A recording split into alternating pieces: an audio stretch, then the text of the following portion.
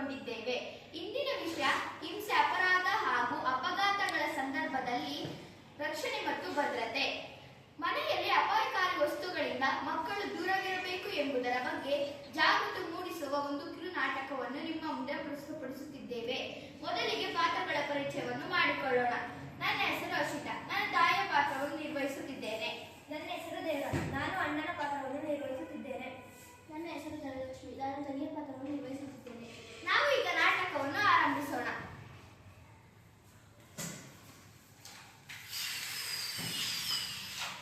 ಮನೆಯಲ್ಲಿ ಒಂದು ದಿನ.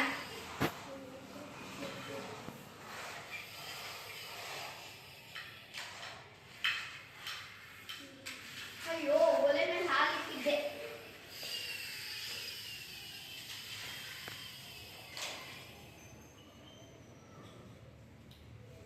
ಅಣ್ಣ, ಇಲ್ಲಿ ನೋಡು.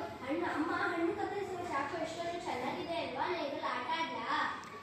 ಮುಟ್ಟೆ ಅದು ಆಟದ ವಸ್ತು ಅಲ್ಲ, ಅದು ತುಂಬಾ ಚುರುಕಾಗಿದೆ.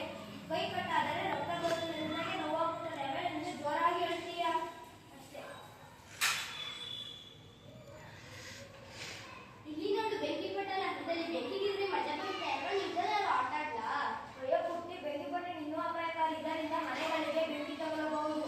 ಅಪ್ಪ ಅಥವಾ ಅಮ್ಮ ಇಲ್ಲದ ಸಮಯದಲ್ಲಿ ನಾವು ಬೆಂಕಿ ಹತ್ರ ಹೋಗಲೇಬಾರದು.